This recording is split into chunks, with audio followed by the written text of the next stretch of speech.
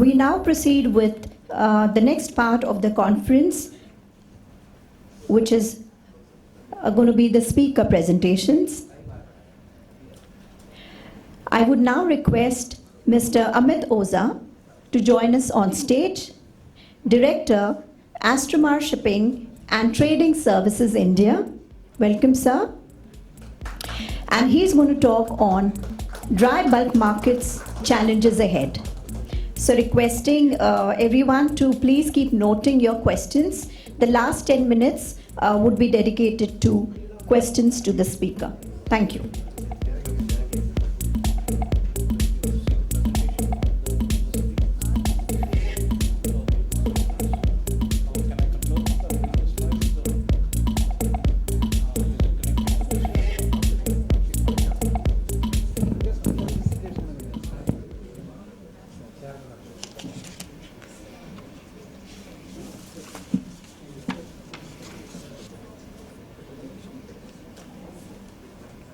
Thank you very much. Appreciate it. Thanks. Okay, thank you. Good morning, everyone. Good morning. At the outset, I would like to thank Captain Kamal Chadda, Captain C.K. Sharma for giving me this opportunity to speak here. A very timely seminar. I'm sure those of you who know me, I've been associated with the project at Gift City for a while, where we are trying to attract players from various sectors in shipping globally to come and look at India as their base. So I think seminars and conferences like these assist a lot in terms of increasing the awareness. So we're talking about dry bulk sector, a futuristic outlook. We're here to talk about dry bulk, the future of dry bulk, and have a futuristic outlook for dry bulk. And when we talk of the future of any sector, there are always challenges and opportunities. And I'm here to talk a bit about the challenges for this sector. Thank you. Thanks. I'm here to talk a bit about the challenges in this sector. I see a lot of senior colleagues here, people who have been in this industry for a very long time, and I'm sure they have their own perception on and their own experiences on challenges ahead. And what I've done in the next couple of slides is try to put together the micro and macro challenges that I feel in my experience are going to be critical for this industry going forward. So of course, the first one is the demand challenge, and Captain Tyagi spoke a bit about it, and this is very fundamental to any sector. Why are we here? What is it that we do? And how is it that the demand is going to pan out going forward? So demand, as he mentioned, is there. It's sluggish. It's not what we would want or what we would expect it to be.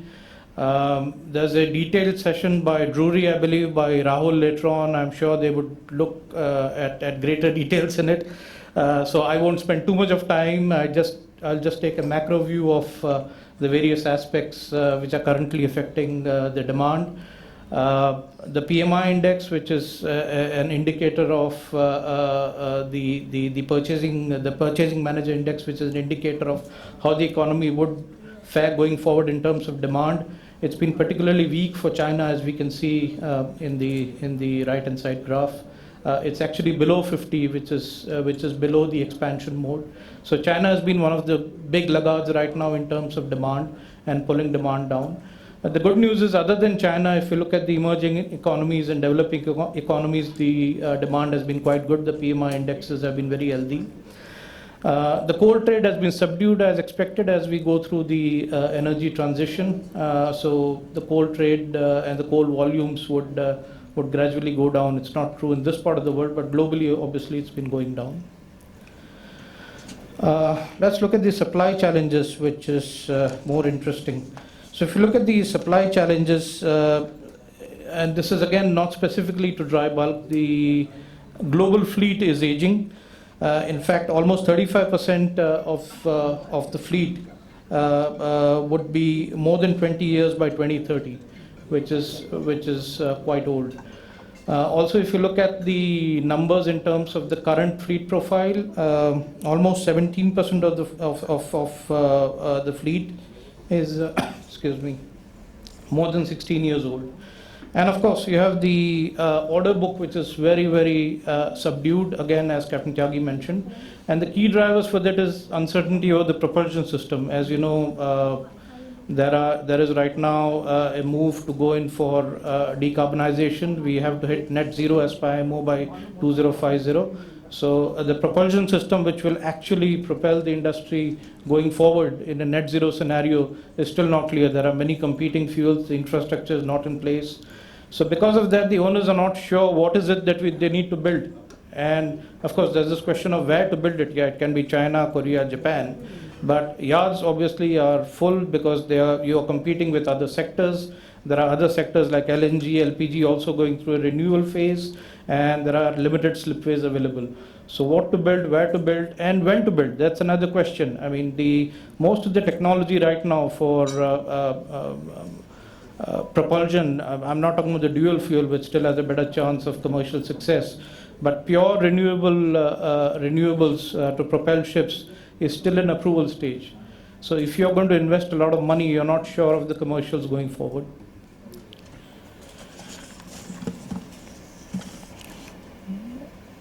This is again something I think Kaushik is going to take up in greater detail in his presentation. So I've sort of first gone through some of the macro ones which should be looked at in detail by some of the other presenters. We all know this graph. By 2050, IMO wants net zero emissions from the shipping industry. They have charted a roadmap for it, and going forward, they have given various parameters in terms of reducing the carbon intensity and the total GHG emissions in a phased manner. So, as you know, by 2030, they're looking at a 40% reduction in the carbon emissions and a 20% reduction in total GHG emissions.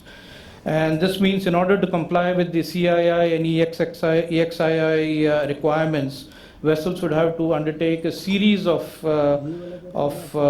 design changes, operational changes, in order to try and be within the range which has been prescribed by IMO to stay within the trade.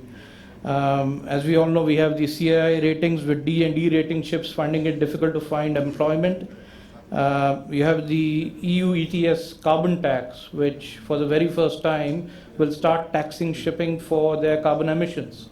And there's a strong feeling within the shipping industry and the global trading community that this is a precursor for a global carbon tax. Because as you know, to replace the entire fuel system, to replace the entire bunkering system globally is going to cost. And somebody has to foot the bill. So obviously the polluter pays, and therefore it's likely that we've not seen the last of carbon taxes.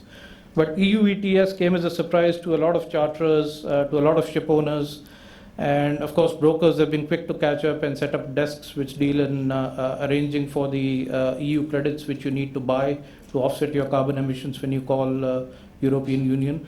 But this is definitely a space to watch for. It's something which the chartering team and the commercial team will need to look in and understand as to how to go about navigating these requirements when you call any EU country. Ship financing, again, is increasingly being linked to emissions. You have the Poseidon Principles, which has been signed by 34 banks, controlling about close to $240 billion of shipping finance. And it's not just it's a voluntary agreement, but it's not an agreement which doesn't provide for compliance. There's a very clear enforcement clause in it, and the banks and the institutions who have signed up for it, they need to report back to the Secretariat as to what they have done in terms of meeting the parameters of funding only those ships which remain within the range of what they had agreed in the principles. This has now got extended to charterers as well. You have the Sea Charter Agreement, and it's also got extended to the insurance companies. So you're going to find it difficult to finance your ships, to insure your ships, unless you start complying with your ESG requirements, which are in force at that point in time. Of course, we mentioned about the global bunkering. The entire infrastructure that we currently have based on the intermediate fuel oil and the marine diesel oil infrastructure will need to change. That's obviously going to cost a lot. LNG is currently the front runner in terms of an alternate bunkering solution, but again, LNG is not completely GHG free. So eventually, methanol, ammonia, one of these fuels will need to replace the entire bunkering infrastructure globally, and that's going to take time and money. The next challenge, I'm sure quite a few of you are familiar, especially from the technical background, is the technical challenges. So, as of February 2024, alternate fuel capable ships accounted for 50% of the total new building GT. So, there is a shift happening in terms of the ships that you would see going forward when these new buildings hit water. The Japanese are in the forefront of this transition. As you can see in the first picture, K-Line has experimented with a vessel powered by multiple sources of renewable energies, including wind energy, solar energy, electrical power, and this is something for which they've already got in principle approval to go ahead and build. Similarly, MOL is now in the process of ordering ammonia-powered bulk carriers, which is something which we would see as complete GHG-free ships in the very near future. Of course, all this would mean that speed consumption clause that we are used to in our NYP charter parties will go for a toss. It comes up with a lot of commercial challenges, because if you have a vessel which is assisted by wind, how would you actually calculate the contribution made by the wind in reducing the consumption of its main fuel? So be it ammonia or be it methanol, how do you actually quantify to what extent did the solar energy actually contribute to the reduction? So going forward, I think there's going to be a lot of commercial changes in all our charter parties and how we actually fix ships on time charter and trip charters. And it's not very far away. I think we're talking about a horizon of just about 10 years maximum when the entire system changes to dual fuel at least, and going forward to completely GHG-free ships. And of course, there's the autonomous ships. I know a lot has been talked about autonomous ships, and these are completely crewless ships, if you may. They don't require any crewing, they're remotely controlled. And there's a lot happening in that sector, more than what we would like to imagine. So the IMO's Maritime Safety Committee has approved interim guidelines for mass trials, and there are trials going on with a number of owners who are actually trying to work these ships on the European coastal waterways in short runs. Going forward, as these trials succeed and get into commercial phase, we will see, at least on certain routes, autonomous vessels calling the roost and taking over from manned vessels going forward. This is obviously slightly away from compared to dual fuel ships, but this is something definitely to watch, especially in short sea sectors. Another big change is on the ITES and blockchain challenge. You know, for long we are used to paper bills of lading, and I'm just showing one of the examples of the impact of IT-enabled services on shipping. But now there is a concerted effort by the banks, by the shippers, by the shipping industries to move to electronic bills of lading using the blockchain technology. What it would essentially mean is that the entire interface which the bills of lading has with various players would be online. And the way we are currently used to trading ships and treating charter party clauses would change completely. So more specifically, the splitting and switching of bills of lading, which we routinely do in our trade, would get very difficult.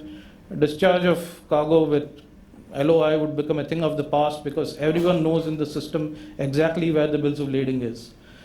And also the practice by receivers to actually use the time when they don't release the BLs from the banks to finance the trade for a while would also stop, because the banks, the shippers, the ship owner, everyone knows exactly where the BLs are and what is the status.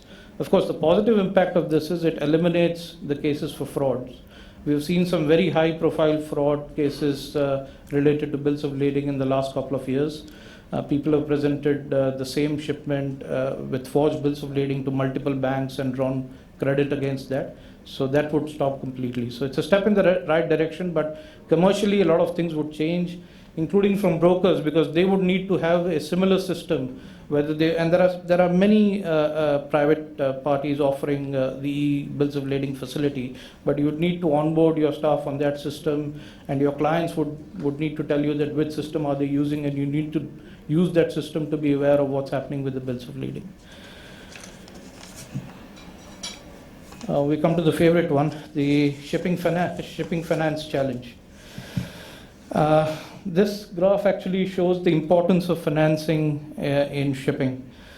You're familiar with this graph. This is the graph for the earnings of Supramax over a period of time. And the analysis done by the ship owner was that if he actually goes in for a scenario where he is completely free of debt, in the sense that the ships are completely debt-free and funded by equity, then the cash flow break-even rate is $9,000 a day, and 90% of the time, during the time which is shown here, the markets were above that break-even rate. But as soon as you add gearing, right, as soon as you add the normal gearing, the break-even rate jumps to 10,000, and then the break-even rate, the prevalence of break-even rate during the market period drops to 80%. And when you use the revolver facility, a revolver facility is what the ship owners use when they're running a cash flow deficit. So most ship owners have a facility which is costly, but they can dip into it from banks when they're running a cash flow deficit for a period of time, which they have from various banks, because in shipping you'd always have periods where you're running an actual cash flow deficit. And this estimate, if the entire revolver facility which this owner has, if it's drawn down, then you can see that the break-even goes to $15,000 a day. And the period for which the markets were above this break-even were only 50%. So this shows that financing and cash flows are very important in shipping, and in order to survive shipping cycles and in shipping going forward. So funding, cost of funding, availability of funding, these are some of the key issues which the sector would need to address. Now, unfortunately, as we all know, the mainland banks have withdrawn from ship financing after the crisis in 2009. Quite a few banks looked at their portfolio again. There were a lot of bad debts. There was a lot of selling of shipping debts. The quantitative easing in 2012, 2013 did help shipping a bit, but then that brought in a lot of American bond money, and there was a lot of cheap money flowing around, on the basis of which a lot of banks again entered, only to face some of the worst markets in 2016-17, when the markets dropped to the lowest point in recorded history. And again, the banks lost a lot of money. So the main European banks, the traditional banks who provide you debt, have all withdrawn from, I won't say withdrawn, they've basically restricted themselves to top 10, 15 large owners in order to secure their lendings. So the vacuum that they left for the medium and small owners has been filled up by a plethora of finance providers, essentially alternate investment funds, leasing companies, and many other short-term debt and leasing facility providers. Now the problem with this is that this type of financing is extremely expensive, and as you can see from the chart, this is from the report of one of the financiers as to what sort of rates would they look at. If you look at small dry bulk carriers under 30 million, you're talking about 7.65%. So this is the margin. This is over SOFR.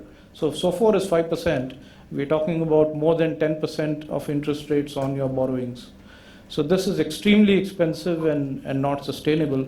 What is happening in practice is a lot of Indian owners also, they go in for this sort of financing as some sort of bridge finance. They take this finance for 2 or 3 years, they establish a track record, and then try to refinance it with lower rates from more established banks.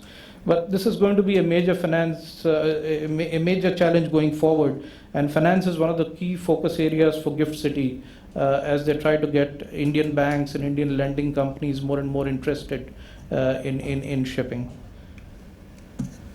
The next challenge is, of course, Captain Tyagi spoke about it, the geopolitical challenges and the climatic challenges, which is always a big unpredictable for anyone who's operating the vessel commercially.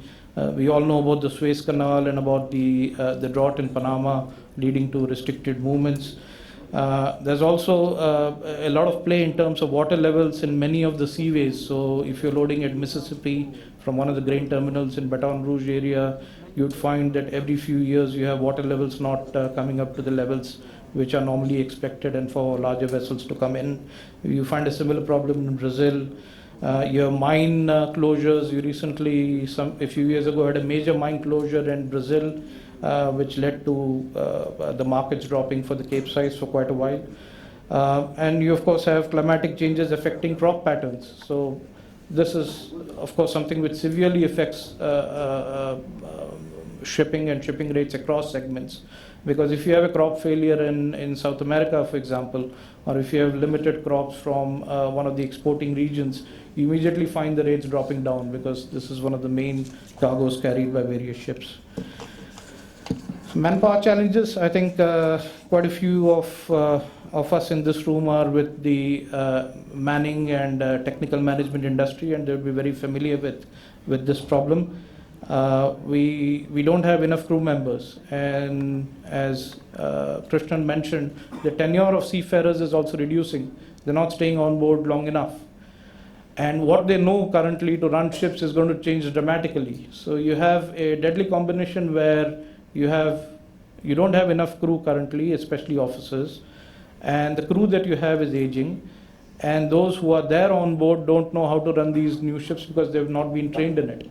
So going forward, this is going to be one of the main challenges for crewing and technical agencies as to how to come to speed with all the changes technically and commercially what's happening in the shipping world.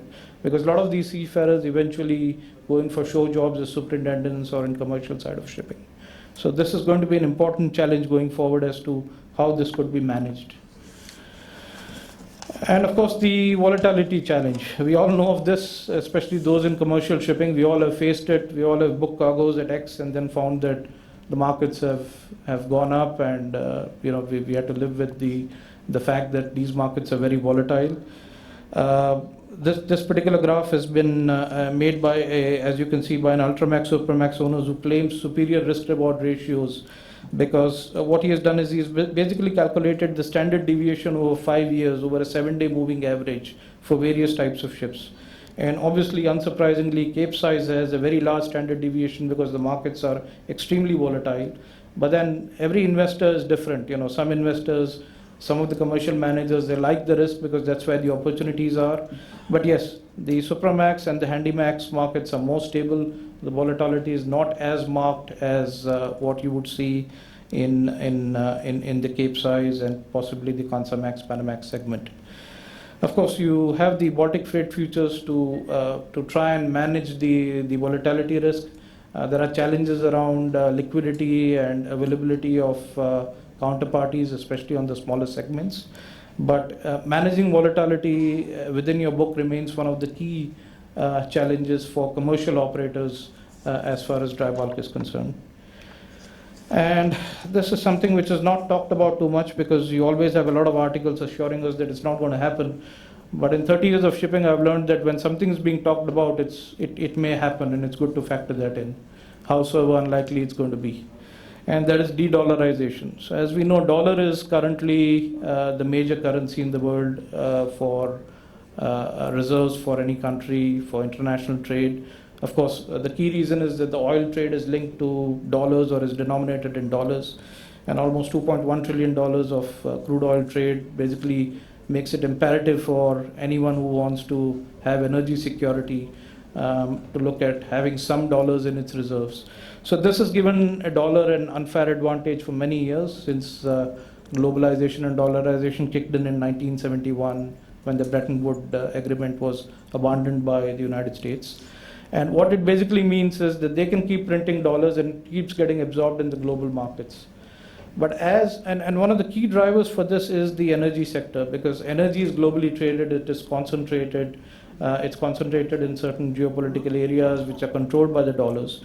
But as the energy transition happens and as the energy scenario gets more and more depoliticized and more geographically fragmented, you would have energy centers. You will have less and less dependence on fossil fuels, more and more localized energy sources, be it hydrogen or be it any one of the renewables. And that actually places a dilemma for the dollar and for the large oil companies and the energy companies, because if energy is localized, then it is very difficult to trade in it, or there's very little scope to trade in it. So if the dollar was to lose its preeminence as the currency for store of value, the currency for trade, the currency for shipping, you are actually in uncharted waters. It would most probably have a transitory phase where a lot of deals would be done under barter. We can get a glimpse of what might happen after what happened with Russian sanctions and how Russia dealt with the fact that it can't deal in dollars. But it's going to lead to a substantial loss of value and a complete overhaul of the way we value global trade and the way we value international shipping. So this is one challenge to keep at the back of your mind. It's not happening tomorrow, but it's something to keep at the back of your mind when you're planning long term. Yeah. So this is the recap. We are from shipping. We love our recaps. What I've tried to do here is chart out the probability of occurrence of various challenges in terms of its intensity and in terms of the probability of its occurrence and the impact it would have on shipping. And unsurprisingly, ESG compliance comes right at the top with high probability and high impact. We're seeing it across sectors. We're seeing it in ship design. We're seeing it in commercial shipping. We're seeing it in finance. And that's something definitely to watch out for. The other high impact, high risk issue is the geopolitical and climatic changes. There's not a lot you can do in terms of mitigating it, but I think it requires continuous monitoring, and it is something which you need, the play which you need to factor in when you look at the commercials of anything that is offered to you. The supply challenges is also important, more than the demand, because demand would eventually pick up as China picks up and other areas would pick up. The supply challenge is significant because currently it's intertwined with the environmental regulations and the fact that financing is not freely available. So supply challenge is right up there in terms of its impact and probability. In terms of high occurrence but low impact, you have the demand challenges, as I mentioned, and the technological challenges. Of course, again, the probability and the intensity would be quite high, but it's something which can be managed. And I'm sure, given the past experience, the way the industry has managed various transitions like low sulfur fuel, etc., and fitting of scrubbers, the industry would eventually be able to manage these challenges. Ship finance, again, it's, in my opinion, in the low sector, because finally money would find its way to all profitable businesses. And currently we've had a bad phase where the financiers are still getting to know the sector better, but eventually the finances would ease up. There'll be new sources of finance which we are seeing already coming in, and rates would drop down, and this challenge would be managed. The blockchain challenge, again, pretty similar. Eventually the commercials would scale up, they would scale up, and they would manage the challenge. De-dollarization is right up there. The impact would be extremely high. In fact, it would be out of the scale here, but then the probability is quite low. You have the volatility challenge, which you need to manage, and of course the manpower challenge. I'll just take a few minutes to talk about the GIFT IFSC, because that's a project that I'm associated with, and in the Indian context it's quite important. As you might be aware, a lot of ship owners, operators and commercial managers, they set up offices abroad because India has problems with its taxation law. It's not geared towards shipping. It has problems with its regulations. And there are hubs, as you can see, that's a list of the global hubs as per the Baltic Exchange in 2023. Singapore tops it. Now, Singapore provides a slew of tax incentives. They have the Approved International Shippers System, AIS system, which provides for a 10-year tax holiday for almost all companies that come within its purview.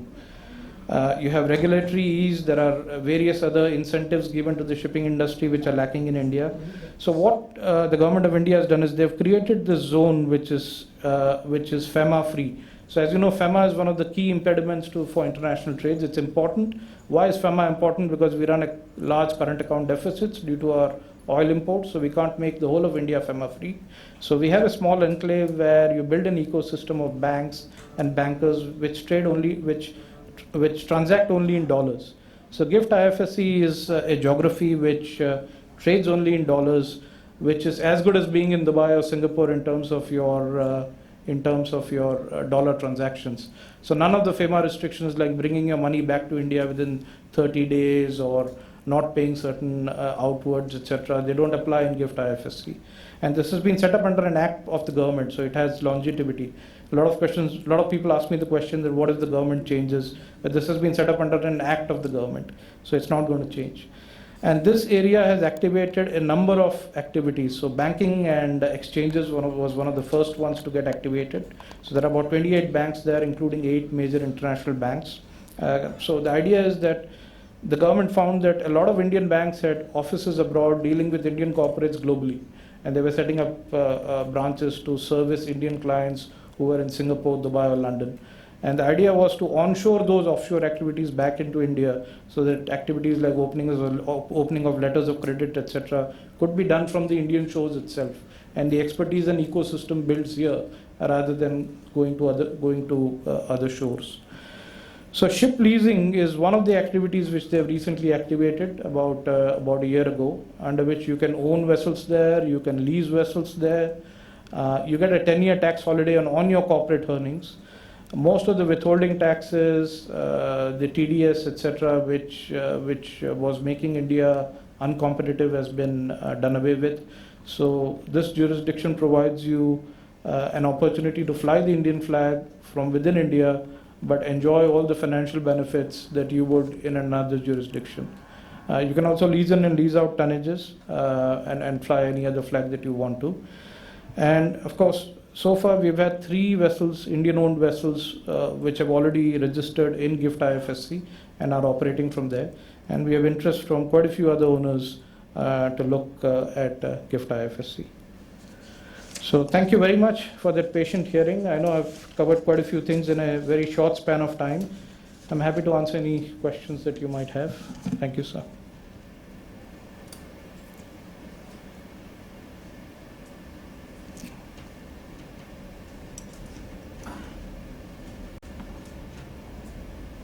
I hope I'm within time, sir. 39 seconds. Yeah.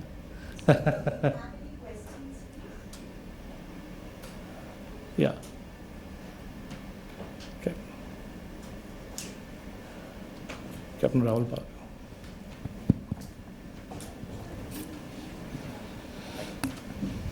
Hi, Amit. Very, very detailed and very comprehensive presentation. I must appreciate that. Whatever you said, we go through it every day. All the challenges you spoke about. I was just sitting and thinking about it, collating that this is the thing we do it day in, day out. Everything very precise. So no questions actually. Okay. It's an Thank you very appreciation much, to sir. what you have said. Appreciate Very comprehensively, very you. systematically you put all the 10 challenges that was there. And we are facing this. And you said the manpower going forward. No, sir. Manpower today. Absolutely. We are having a problem with manpower today, especially if somebody is there from administration. I would definitely like to say the offshore industry, which is most complicated. Today, OSVs, AHTS, PSVs, accommodation barges, with DP2 and DP3, they are so complicated machineries that are there, and we don't have right people to handle it. And every day we are having challenges. So I think the manpower, we are already into this problem. Finance, we are already into the problem. So whatever you said is absolutely true. Very good presentation. Thank you. Thank you, Captain Rahul. Thank you. I'd just like to add that there's this problem of taxation of Indian seafarers when they're serving on coastal waters. I think INSA and Captain Tyagi is aware of it. And it's been taken up at several forums. So yeah, that's also another factor why a lot of seafarers prefer to serve on foreign going ships rather than on the coastal waters where they are taxed. Sorry, Captain Tyagi. Thank you, Amit. Thank you, sir. Can you give some update to our audience about this infrastructure status of shipping? Any latest update? You would actually know more than me in terms of I'm what just is checking happening from with the the Gift government. City Center point of view. From Gift City, yes, it's something which has been presented to the government, but obviously it's more from the viewpoint of financing, as you know. And what Gift City is currently exploring is As you know, Sagarmala Development Fund has several crores under its control, and there was recently a meeting where you were also there, and they've set up in Gift City now. They're in the process of setting up Gift City. So long-term dollar-denominated funding is not a problem if you're not in India. The problem is the asset mismatch. What happens is most of the deposits by Indian banks are short-term in nature, and they're dollar-denominated. Whereas what you need for shipping is long-term dollar-denominated loans. So there's an asset mismatch, which they're not able to reconcile with. So even if infrastructure status is granted, it will be difficult for local domestic banks to extend these sort of facilities to shipping. Because if you grant it to a particular onshore activity, you don't have that bad a mismatch because it's rupee dominated and denominated, and you can manage the mismatch. But for shipping, a dollar denominated long-term loan, even if you get infrastructure status, is difficult. So what I think the ministry is coming around with the view is that we need to use the GIFT platform, shift dollars directly into that particular jurisdiction, raise long-term loans and long tenure deposits and bonds and other forms of financial instruments, and then give it to the shipping industry, which I think is a more sustainable way. So while infrastructure gives a lot of apparent advantages to shipping, in terms of financing, which is the primary purpose, it will still be difficult for banks to sort of adhere to the requirements of the industry, even if the status is granted. Thank you, Amit. Thank you.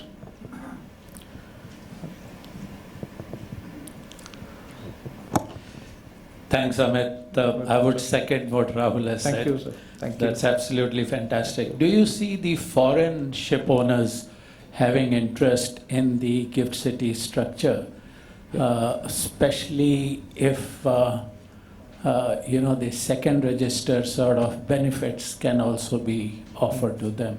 Do you think that will increase the possibility of success?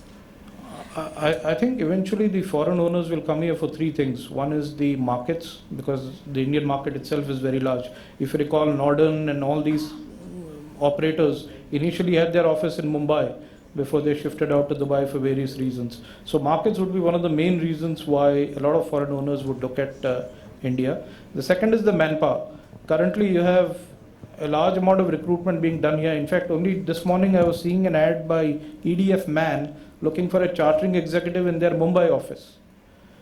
So if you look at Cargill, their entire post fixture is being done here. Louis Dreyfus has a damage excellence center in New Delhi. So the manpower and the availability of skilled manpower, which is what Captain Chadha also mentioned, that would be a compelling story for foreign ship owners to come and look at this particular jurisdiction. And the third thing I firmly believe is financing.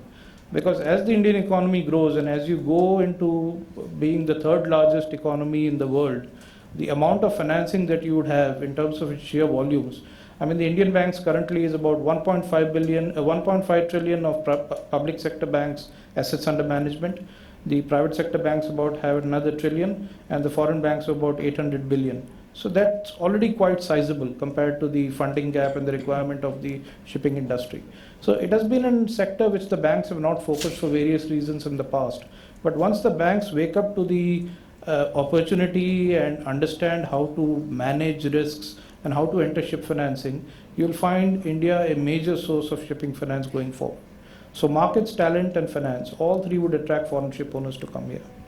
Just one more very, very quickly, if there is time, Captain Chadha. Now, our finance minister talked about the insurance. We all know that P&I club is not possible in India. We know that. Yeah. Club means mutuality, and for that you need members. Yeah. Would Gift City be looking at captive insurance or a corporate insurance, which is so-called the fixed premium P&I? Yeah. Is it a possibility which can be then reinsured with Swiss Re, Munich Re? Are you looking at something like that? I think GIFT IFSC is a platform. So the authorities themselves would not initiate it. They would support anybody who wants to come up with such an initiative. But as I said, if you look at Charterers P&I Club, they started in 1981. I remember meeting Gavin Ritchie in London when they had about 20 ships. Today, if you look at Charterers Club and the Ship Owners Club and the way they've expanded the business. So any business, if you talk about P&I Club, these are all global businesses. Whether it's a mutual, whether it's fixed premium, you cannot look at it from the prism of just India. So eventually, if someone wants to get into the P&I sector as such, they would have to look at it as to, they will need to have a detailed business plan. For example, charters liability is very big in India. If Charters Club, most of the members for Charters liability are from India. They've also extended their cover to NVOCCs, which is also a very big market in India. So I think an industry player who understands the dynamics and doesn't look at just India market in isolation and just doesn't look at P&I for ships can eventually start in GIFT IFSC, because again, proximity to markets, availability of finance and the manpower. But then it can't be done in isolation, and GIFT can only be an enabler.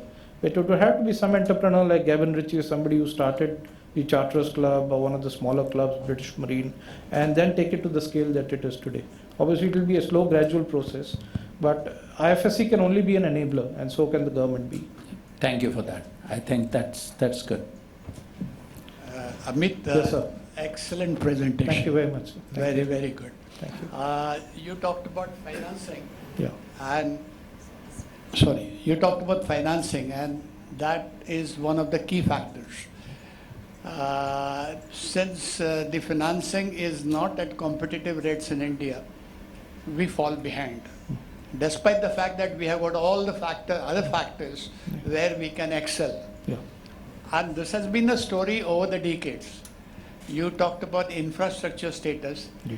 I think the high-level committee, Muntek Singh Ahluwalia committee, 3 decades before or 4 decades before, has also discussed this several times, and the issue is coming up again and again. Yeah. But the government is getting bogged down to the definition of infrastructure. They cannot call shipping as infrastructure because it's a mobile asset. Correct. And that's Globally the key. mobile. Correct. So, somehow if all of us, we can put our energies together Indeed. and convince government on the definition of infrastructure Correct. for the funding purposes. Absolutely. No, you're absolutely right, sir. I think that will help yeah, a lot. I think Captain Tyagi has something to say here.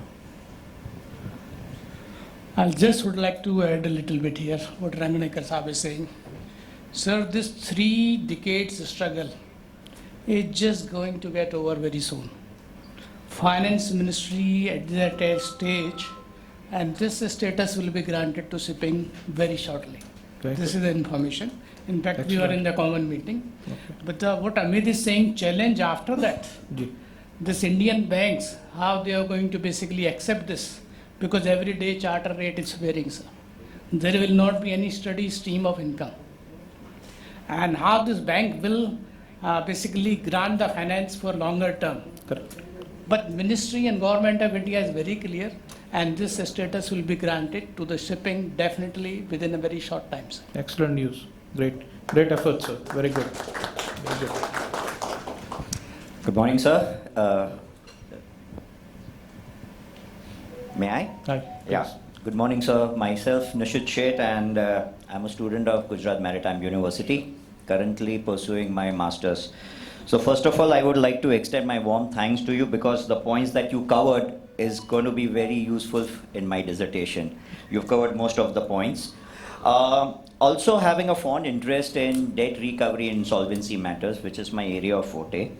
Since you mentioned amongst the other challenges, ship finance challenge and serious problems of cash, what are your views and insights about many companies in the near future, if this problem persists, going into insolvency or facing serious debt recovery issues from the banks? The challenges that the banks as lenders would face, and there are a few questions which you Absolutely. may Sure. collectively answer. Yeah. So firstly, ship companies declaring themselves as insolvent, challenges faced by the lenders, maybe it be banks or NBFCs or whoever are licensed to finance into shipping segment. How are they going to deal with the challenges of recovery?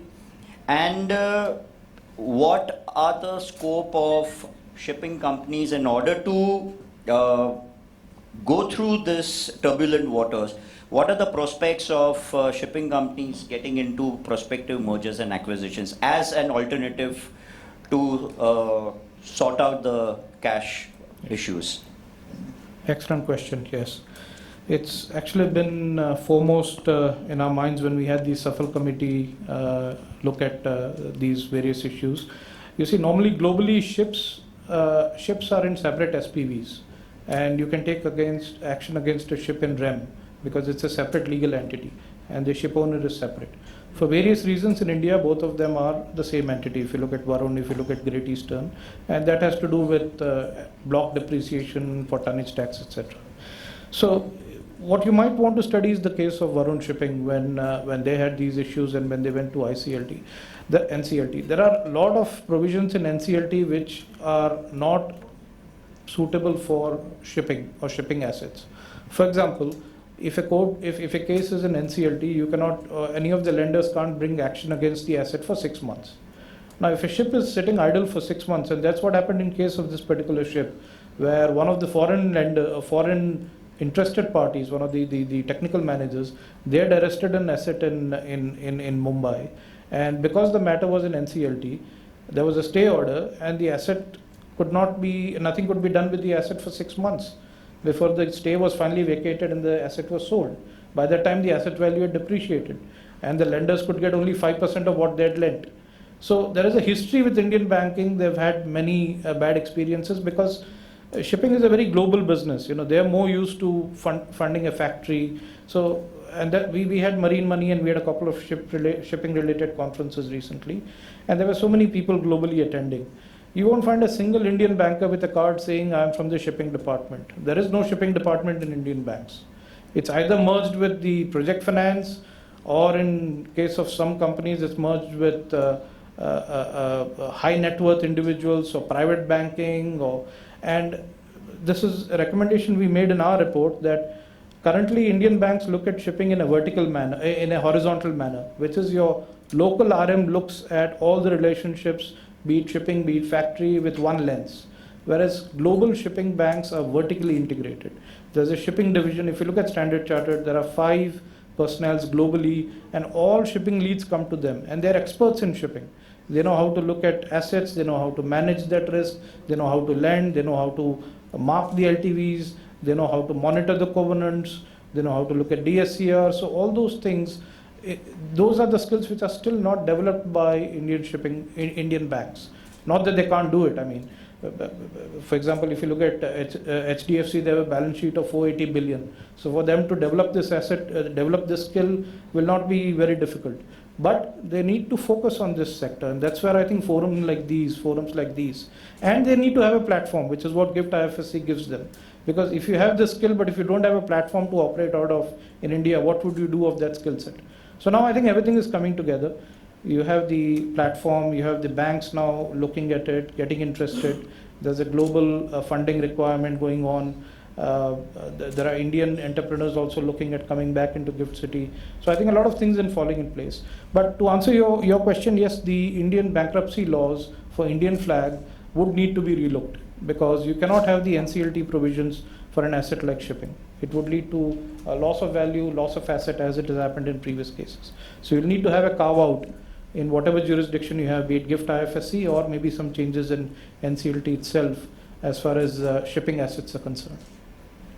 Thank you. Last question? Yeah. Right, so that's me. Firstly, Jagmeet has already seconded what Rahul said. Rangnekar Sahib has thirded what Jagmeet has said. Let me 4th, 5th, 6th, and 8th and 10th all the way for the wonderful presentation. Very precise. Thank you very much. Very lucid, very easy to understand. A quick question is, regarding volatility, you have marked that challenge as a low probability but high impact, right? So from a fleet owner's point of view, would it make a difference if I spread out my fleet into Panamaxes and higher, larger, or Supramaxes and lower? Would volatility be under control in that sense? I think volatility has been an old friend of ours for a very long time. That's why I gave it a lower rating. If you look at Jagmeet here, the amount of tonnage he has moved, or the type of tonnage handled by Captain Saab here. So the only reason I gave it a lower priority is because it's a known devil. And over the years, everyone has developed tools and practices to manage it. Right? You can't predict it. You maybe can't control it beyond a point, but you know of it, and you develop tools and ways and methods to manage it. So one of the methods you said yourself about diversifying your fleet, you can deal in FFAs, you can give a part of your vessels on long-term charter, part of them on spot, like what some of the companies do. So there are various ways of managing the volatility, but obviously it has an impact. But I think it would be manageable because it's been done for a very long time, very successfully by a number of companies. So there are various methods of doing it. There are various means of doing it, which changes from your fleet profile to the market conditions at that point in time, to the asset type that you're dealing with. So, but it's certainly something which can be managed to a large extent if you have a proper commercial operator with you. Right. Thank you. Thank you. Thank you very much. I request Captain Kamal Chadda to present a token of appreciation to Mr. Amit Oza.